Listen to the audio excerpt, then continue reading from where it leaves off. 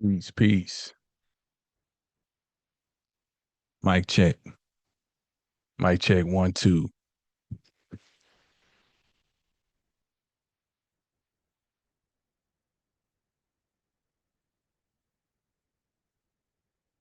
Mic check.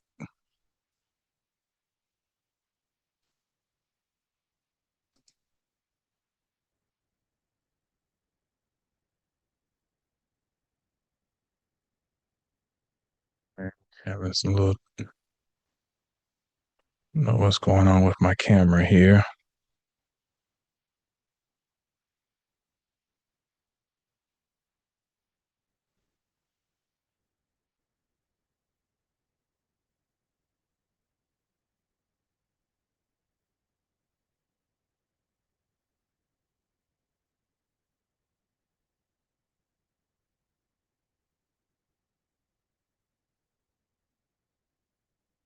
Hmm. All of a sudden, can you hear me? Peace, genius, rising, grand solar return. Peace, a rhythm in the dark. I'm trying to get my camera going here, and it, for some reason, it's not working. So, let me, let see what's going on.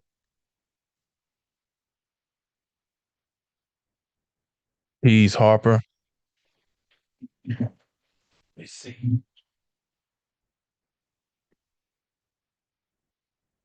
So bear with me. I don't know why all of a sudden I'm not getting video coming through, but I'm gonna get it figured out.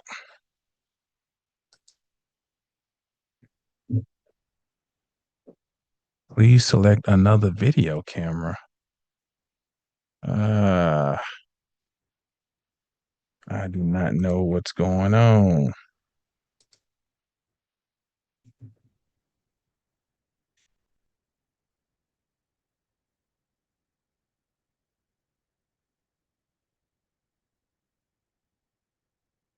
Of course, this is not my.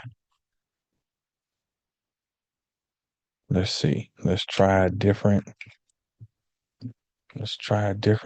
USB here. Let's see if we can get this thing going. Y'all bear with me here. I'm trying to get this bad boy figured out. Hmm. Camera's not getting picked up for some reason.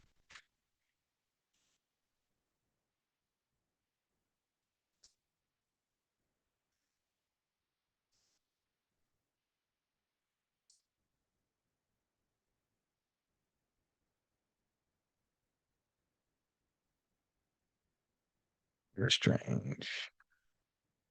There we go. Okay. I knew we'd get it figured out some type of way. All right. There we go. Peace, peace to the world. Peace to the awakened ones. So, briefly, I want to talk about the new moon that will occur today. For those who are going to catch this on the replay, it is January 18th is the current date. And um, the new moon occurs today at 1:51 p.m. Central Standard Time. So let's see if I can get this, cool this light down. So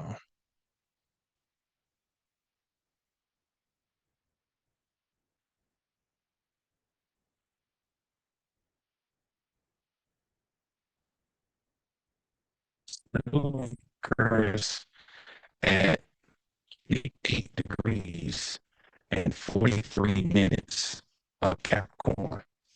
And it's just right there. I mean, it is what's that? 17 minutes away from being at the anaretic degree. That's just 29 degrees of Capricorn. And we know 29 is the last degree of a sign. So it's like things are getting wrapped up, things are coming to a head. It is change whether we want it or not. Peace, Shauna. Okay. Now, but before I get going, let me get back to what I was going to originally do. I want to share that, as I mentioned, my class is coming up on February 22nd. Introduction to Medical Astrology. And we will do this class live via Zoom. Now, let's see if I can find it. Class will be live via Zoom. Introduction to Medical Astrology. And as I said previous um, broadcasts, that medical astrology is the wild card when it comes to learning basic astrology. It gives us something to cast our attention upon, already familiar with. Through the realm of medical, already familiar with, which is our bodies. And we are familiar with the idea of a stomach. We're familiar with the idea of intestines and digestion. We are familiar with the heart. We're familiar with a spine. We got all these things in us. So not only does the study of medical astrology give us access to a more refined, empowered, and well existence, right? It also gives us insight into our overall psychology and soul makeup, our purpose here, um, understanding why things happen, understanding timing. All these things are the gifts of the study of astrology. So I have found that if you attack it, or approach is a better word, if you approach it from the lens of medical astrology, you have a very practical through way to understanding this most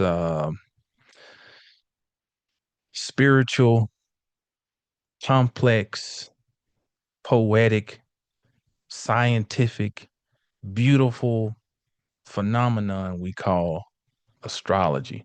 So I invite you to go to my website, 720astrology.com. And as soon as you click on the website, you'll be met by this on the home page. You're going to go right there. That this pop-up will appear. You can click on that and you can sign up for the class.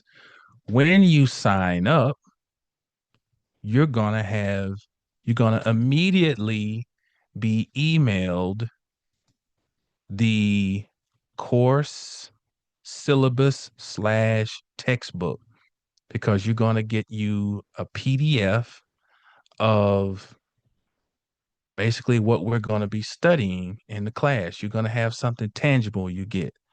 It's 26 slides, right? And it covers, we start off with the cardinal crosses, the fixed crosses, the mutable crosses, planetary associations, importance of medical crosses, calculating. So that's just a little snippet. I can't give up all the sauce, because you know how the internet is. Somebody be clipping it and you look up and you know how that goes.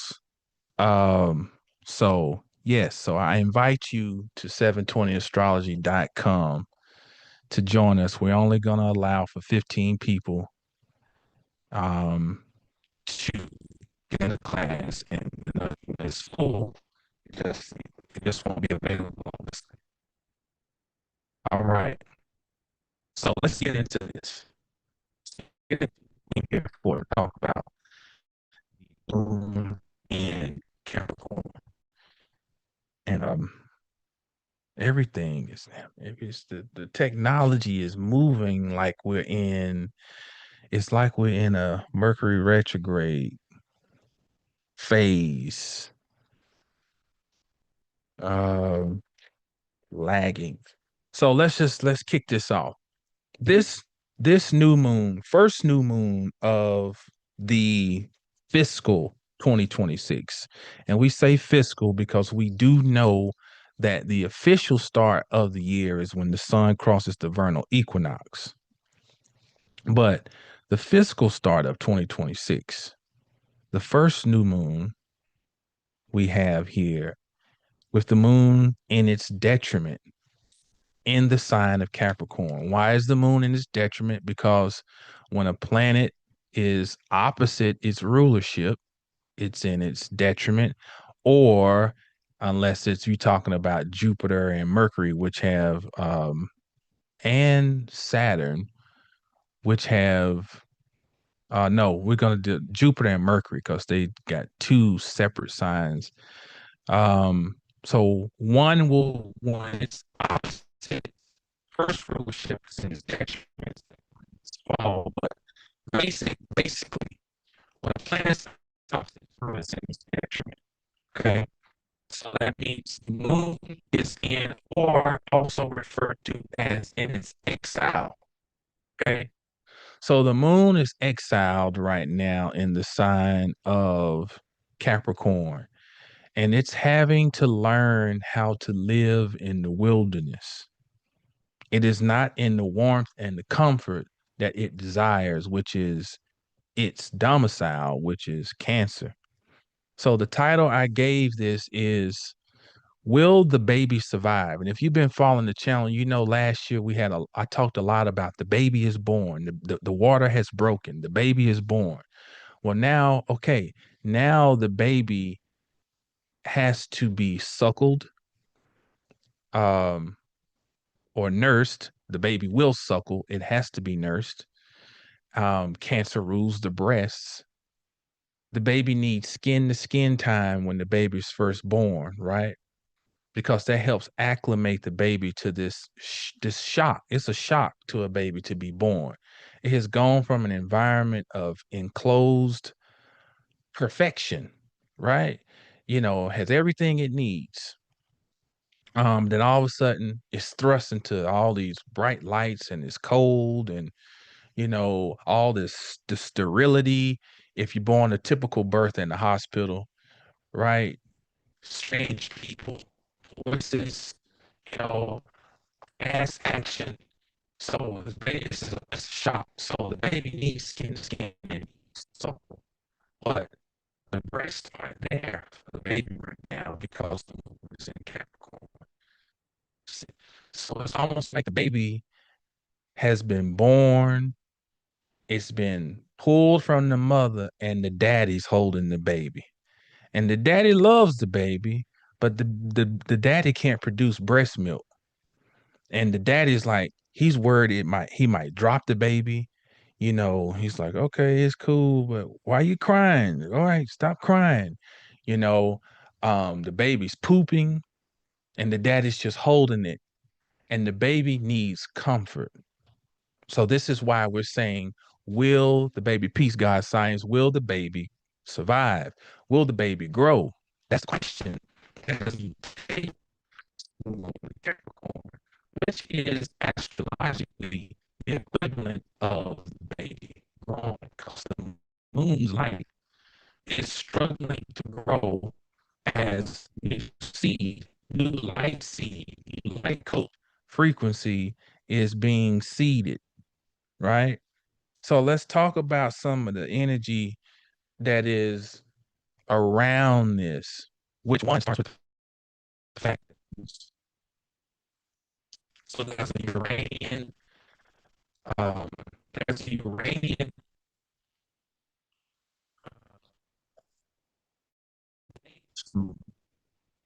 and so there's what does Uranus do? Uranus. is innovative. Uranus is pioneering. But for innovation to occur, typically there has to be a problem that an invention or an innovation serves. So Uranus at its root is problematic. Uranus is eruptive and volcanic. Uranus is unpredictable. So when the moon is out of bounds, there's a subconscious unpredictability about us. Psychologically, we're unpredictable. Psychologically, we're feeling right. And that's this. So on top of being opposite is rulership. The moon is out of bounds. So it's so we got this, and it's approaching the anaretic degree of Capricorn. And so it's a lot going on here at the beginning of this fiscal year. And so let's go ahead and jump into the let's look at the chart that I pulled for this moment. And you'll need to adjust your time, of course, common sense for wherever you are. I set the time for where I domicile, which is the great state of Texas, and we're on Central Time. So, or as we say, we're on Texas time down here. So we adjusted on Texas time. This new moon occurs at 1:51 p.m. I get my computer act like I will share this chart here. Mouse is jumping around, types of weird shit. Okay. Okay, we'll share the screen here. Okay. Now you should be able to see the chart. First thing we're going to talk about, and we'll be brief here, is that the there we have a 6 planet conjunction at the time of this new moon. Mars, Mercury, Moon, Sun, Venus, Pluto form a 6 planet conjunction by degree. So although these planets are in 2 signs, Venus has now made its ingress into Aquarius. So Venus and Pluto are in Aquarius, but we have Mars, Mercury, the Moon, and the Sun in a 4 planet stellium in Capricorn. That stellium that has been going on right through Capricorn season. And that stellium is coming to an end because they're all preparing to move into Aquarius, which I'll come back. Hopefully, I'll be able to come back and talk separately about the significance of this group that all are approaching Pluto. All 5 of them, will cross Pluto's face in Aquarius. Now, so all 6 of these planets are being received by Saturn. What do I mean by received? They are all answering to Saturn because Saturn has rulership in the signs they're placed in. Saturn rules Capricorn by modern and traditional standards. By traditional standards, Saturn also rules Aquarius. It gets co-rulership of Aquarius with Uranus by modern standards. So either way, Saturn is receiving all these planets. All that energy is being filtered through Saturn. Now, why is that significant? Because Saturn is in an applying conjunction to Neptune. Applying means it is moving towards the planet that it's in relationship with, that planet being Neptune. So we are in a stage of you watching a movie. Shalom G, we're watching a movie, right? And the plot is building. We are building progressively towards a crescendo. That's the equivalent of this energy right now in multiple ways. The crescendo builds because we know that before Saturn and Neptune move into Aquarius next month, they both gotta sit at 29 degrees. Neptune's already there, and it's going to move first into Aquarius, and then Saturn's got to get to 29 degrees. And then it moves into Aquarius. So 29 is a crescendo point. But all of these planets that are in the stellium in Capricorn, they are also approaching the 29th degree. They're all right there. The sun's at 28, the moon's at 28, Mercury's at 26, Mars is at 26. So there's all this energy building, but it's all being filtered through Saturn because all six of those are being received by Saturn.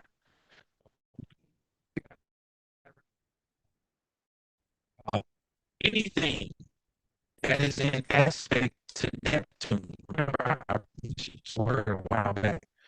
Anything in aspect to Neptune deals with atonation. A means away or without. So Saturn, the planet that deals with structure, that deals with boundaries, right? Limitation. Saturn is losing its tone as it moves closer to Neptune again. So all those energies through those six planets, and when we talk about Capricorn, we're talking about professional endeavors, we're talking about legacy, we're talking about my public face, all of that stuff.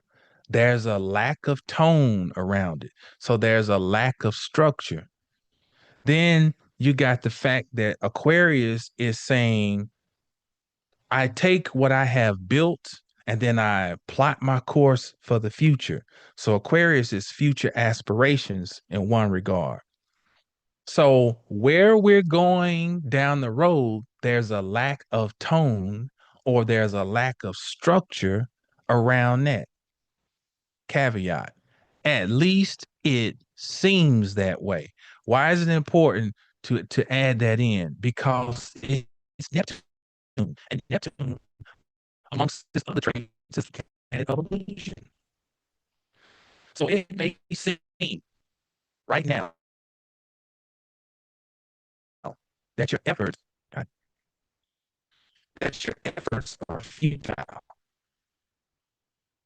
It may seem that, let me try to move this to another. It may seem that what you're doing, like you ain't getting nowhere. You're spinning your wheels. You ain't seeing no progress. You keep trying to lay cement down for to pour the foundation, and every time you pour the foundation, it seems like the rain comes through and washes it out before you even got a chance to even, let the concrete set. So it appears, Neptune, possibly, that everything coming through Capricorn and Aquarius ain't nothing popping. It ain't working. Also, when planets approach aspect Neptune, and especially Saturn in Pisces, in aspect or in an applying conjunction to Neptune, this can bring up feelings of fatigue, disillusion. Tell me if you've been feeling any of this: worry, pessimism, financial concerns, and again, lack of foundation. You know, uh, Peace Young and Lucky One.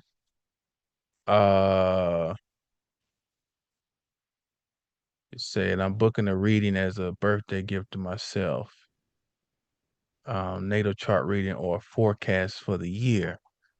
Um, I think the standard is it always start with a just a natal chart first and have some questions, because when you fill out my when you book and you fill out the intake form, it's going to ask you for questions.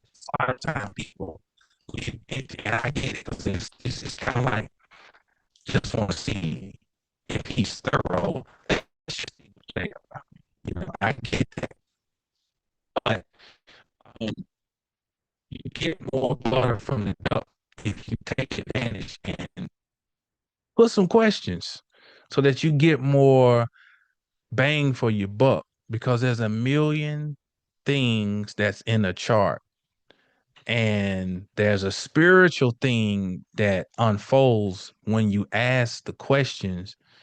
It helps magnify because the bottom line is astrologers cannot fake the funk. You're gonna know if they really know their shit or not, and you'll know if they're just trying to probe you for questions and trying to respond and they're not really reading the chart. You'll know. Go on my Google, as a matter of fact. Y'all go look up my Google pro. Hold on. Y'all hold on. Y'all bear with me. We're gonna derail for a minute. We're coming right back. We're coming. I got my notes, so I'm dead on it. Don't worry. I know exactly where I'm at. I want to show y'all something to what I just said. If my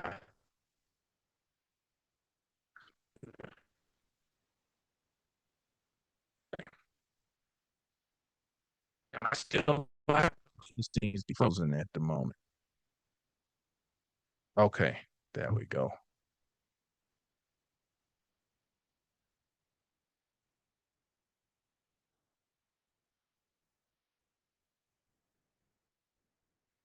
Bear with me. I'll show you something. This lady was 77 years old. She just got her first astrological reading of her life from me, and she's a fellow Aquarian like myself. So we are naturally skeptical, right? And I want to show you, I want to show y'all this. Peace, Ron.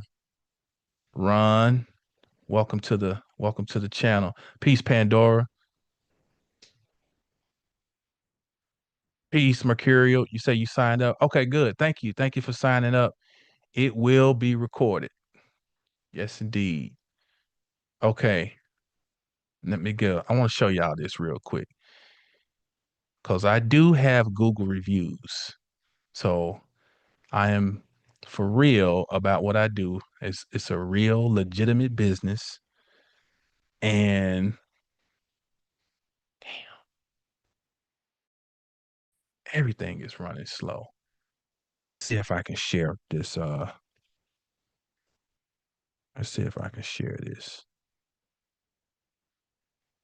Where are those reviews?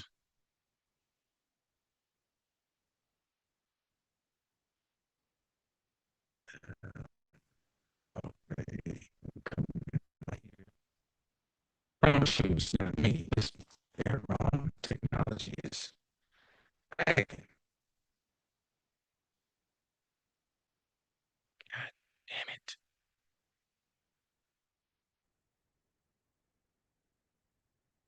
Okay, and I want to show you this. Hopefully this will show up.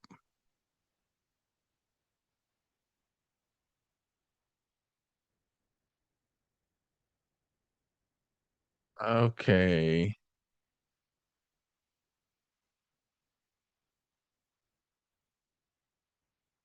Share. Yeah, it should be showing. Okay. Y'all see this Google review showing up?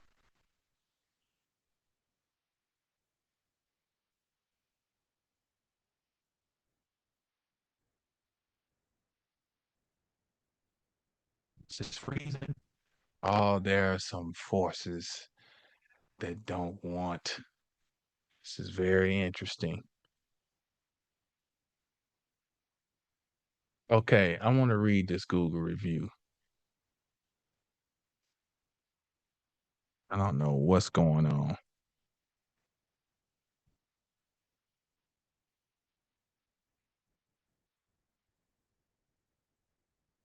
It says one of the last things I did in 2025 was have a natal birth chart reading by a professional astrologer.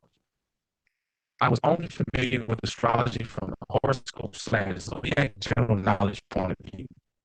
I had never horoscopes, did not base my day-to-day life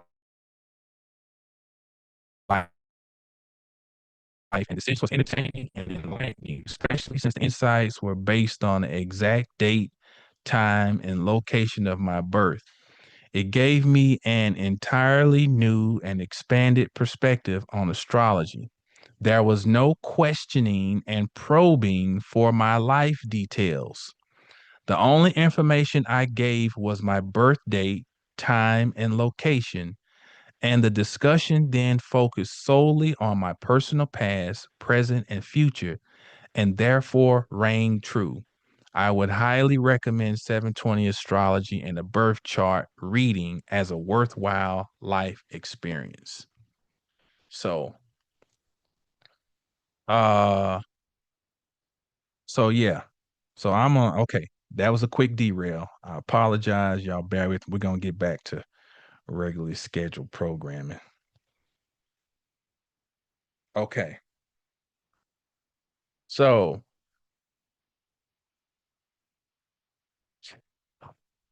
we were talking about the fact that Saturn is being received, or all this the six planet stellium is being received, or six planet conjunction is being received by Saturn. We talked about feelings of fatigue, disillusion, worry, pessimism, financial concerns, lack of foundation. Okay. And that, is it real? If we're feeling that, is it real? Are things in despair for real? Or are we working through the illusion of how things feel, right? Which is meaning we're having to take control of our own minds, right? We're having to fight against ourselves, or not fight against ourselves, take control of ourselves. That's the deal. We're having to reclaim sovereignty of our own minds. Now, one thing about this is that Mercury is the lead planet of the sky right now at the time of this new moon. And I want to show you what we have. We have something called a bowl. So charts take on an imaginary shape or imaginary pattern. And the pattern in the sky at the time of this new moon is a bowl. And the planet that leads is Mars.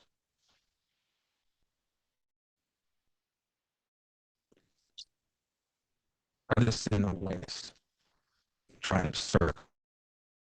Wait, it's annoying. When I get off of here, I'm just gonna shut everything down and restart because this is a trip. So there's Mars, which is the lead planet. Now, here's why this is significant with Mars. Because just as Saturn is kind of in a position of struggling, all this energy in Capricorn, and Capricorn is a sign of overcoming, sign building. It's very much about it to the amount goals.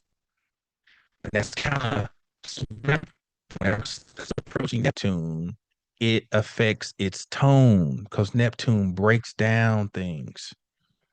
But what helps is the fact that Mars has been dignified or in its exaltation during its time in Capricorn.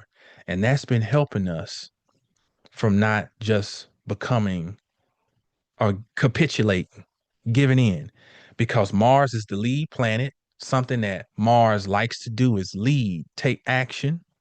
So, being the lead planet, it's taking the action. And Mars is dignified. It is helping us to counteract our heaviness to Neptune's influence on Saturn. Mars is providing for direction, is providing us with finishing power and maturity. And maturity is not a word. Mike is crackling. I'm not hearing that. No. Um, I don't know. Y'all just gonna have to bear because I don't know what's some strange things. I don't hear it on my end, but I just have to listen to the replay. But normally don't think of Mars, the word maturity, but Mars in Capricorn does produce or give us maturity. Static sound. Oh boy. Okay, let me see if I can look into the sound real quick. Mm, I got noise removal on. One, two, one, two, one, two, one, two, one, two. It's not the mic. The sound is digitized. Yeah, something weird going on. I don't know if it's with the internet.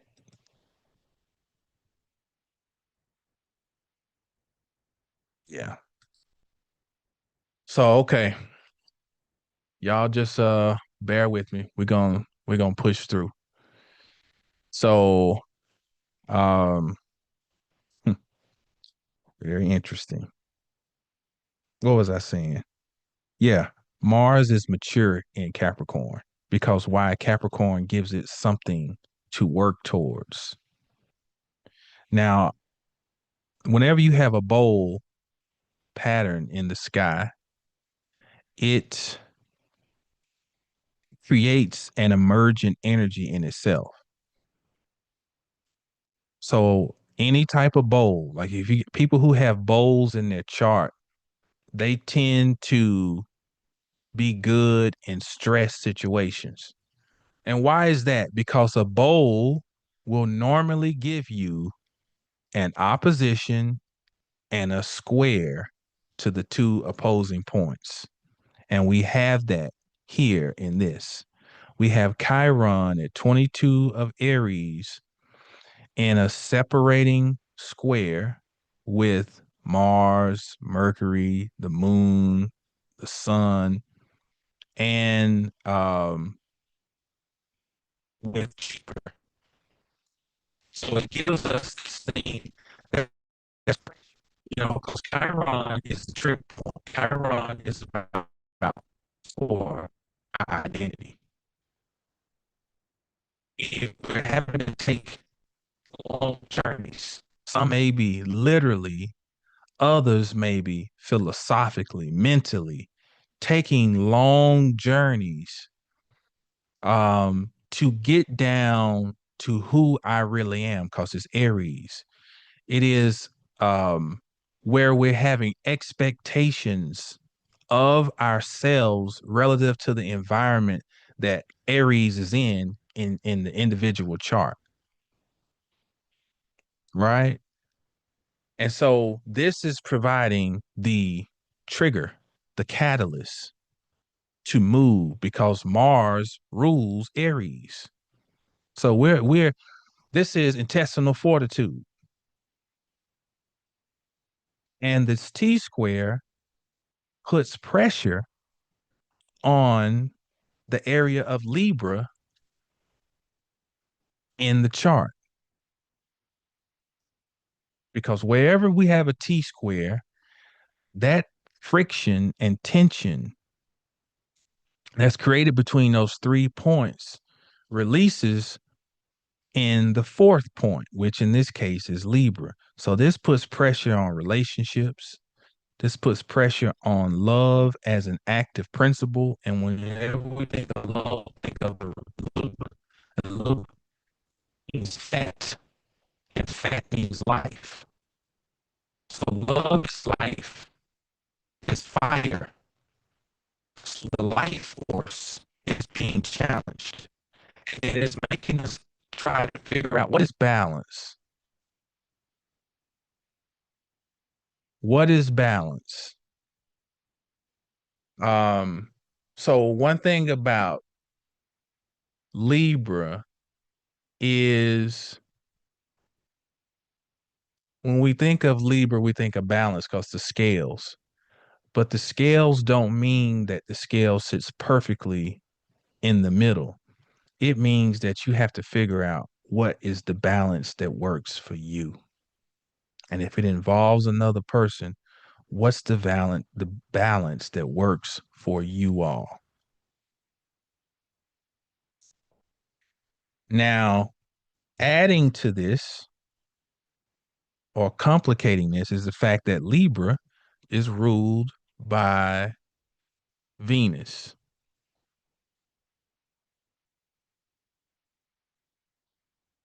I think I'm gonna have to stop messing with maybe it's Zoom that's causing this shit. Cause on my end, I'm not hearing no normally I can hear it. If it's distorted, I can hear it. But let's see. We're gonna push on. Venus rules Libra. And where is Libra right now? I mean, where is Venus? Venus is to the east of the sun, or what we'd say is oriental to the sun. And Venus is in a conjunction with the sun and Pluto. So because Venus is to the east of the sun, then um it is now in a morning star position. Whenever Venus and the sun have a conjunction, Venus is going to move retrograde eventually, which it does later in the year. And because the when the Venus and the sun meet up, that's where Venus forms a star point, a Venus star point. So now that Venus is east of the sun, it has moved into its morning star position, and it is now in its phase of warrior goddess. Venus has taken on the nature of Taurus.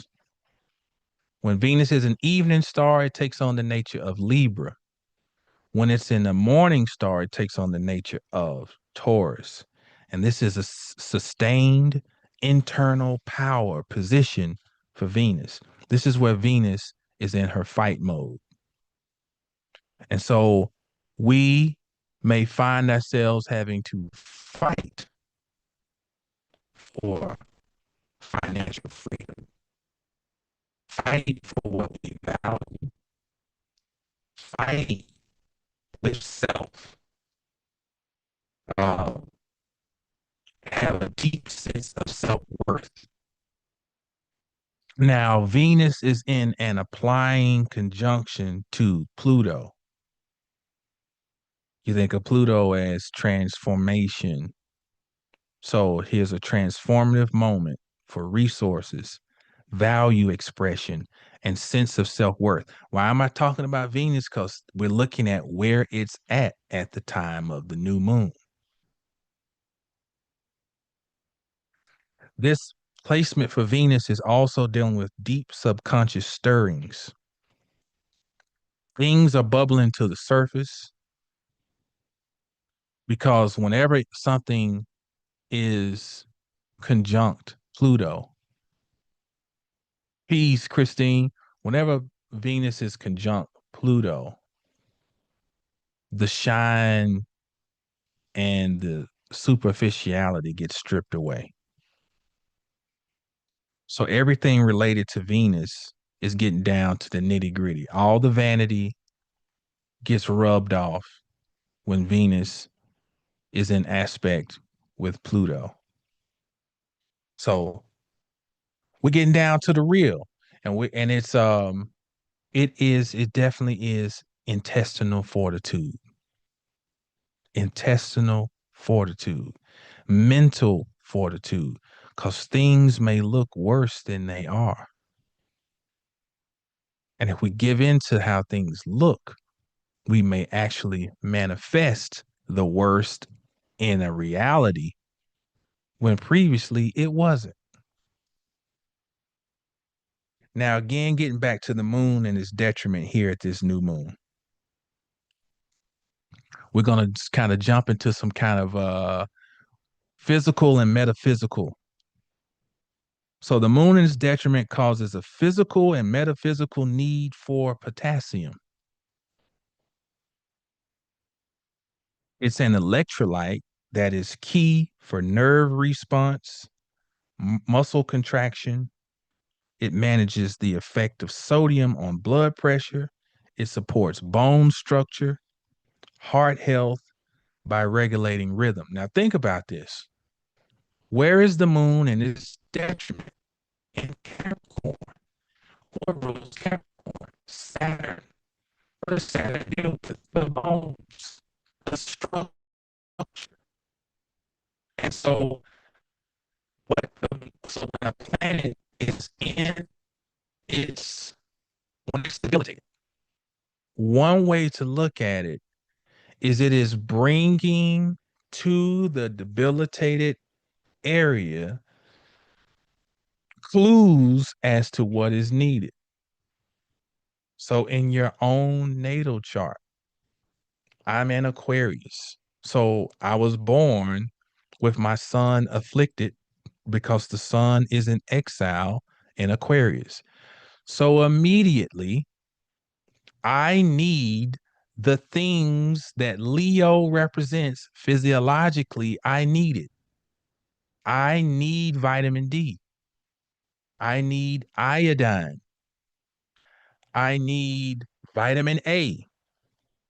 No, these are things so foods that are high in those or who have a significant uh, um, amount, right? Nutrient wise, those foods are important for me because I was born with the sun in its detriment. Now, metaphysically, potassium is an electrolyte. And so we need what does electrolytes do? One, they keep the heart because we are mag, electromagnetic beings. So we need to make sure we keep the spark and the fire of life churning within us. We need to make sure that we give time for things that are a catalyst to our souls. Potassium.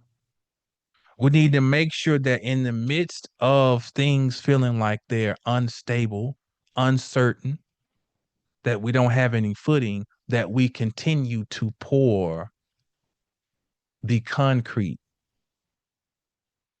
Although it seems that every time we pour, bad weather comes and washes it out, or mud, or whatever, we must not dismiss what we know about how to build a house. And the first thing for building the house is the foundation. We must continue doing things the way we know that they must be done in order to get the desired effect, while at the same time incorporating in Neptune, we have to maintain a certain magic about seeing a future that's not physically there. But again, but from the potassium though, metaphysically, It helps with muscle contraction physically, right? But Saturn rules over muscle.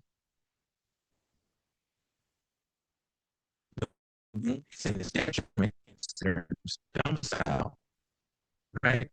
So we need to make sure that metaphysically we have the spark necessary for us to resist because your muscles allow you to resist. That's what resistance training is. You are resisting gravity, which allows you to build muscle.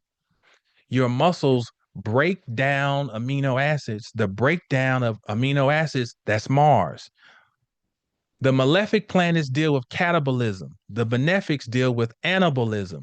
So Mars breaks down amino acids. So it rules over the breaking down process and it rules over acids. And when those amino acids are broken down, they are utilized to form muscle, which is Saturn. So the Mars being the lesser malefic, it deals with the breaking down process. Saturn being the greater malefic, well, what's the result of it? Muscle. You're building spiritual muscle in this period that we are in. So physiologically, the potassium contributes to the contraction of the build muscle. Spiritually, metaphysically, the breaking down, understanding of these critical moments that we have in life is building spiritual muscle. Vitamin B2 is crucial right now because it's ruled by the moon and the moon is in its detriment. And one of the key things that vitamin B2 does is it helps with the absorption of iron. Why? And iron's ruled by Mars. Mars, which is in Capricorn. Okay. Now, why is iron important? Because iron helps with the absorption of oxygen. And metaphysically and spiritually, what does oxygen represent? Spirituality. Okay, I'm gonna wrap this up though, because I don't know, because I need to wrap it so I can see what it sounded like when I hear the replay. I might just have to come back and just record this. Um, some bullshit. I don't know what the kind of fun look going on at the ends. Block the transmission. But everything that has been spoken on, we're talking about the survival of the baby. Whatever you're dealing with right now, we must realize that we're on the cusp of a new world. Saturn and Neptune will meet up at 0 of Aries. Thank you, Harper. Will meet up at 0 of Aries. And, 0 of Aries is the world axis. That is the new baby of the zodiac.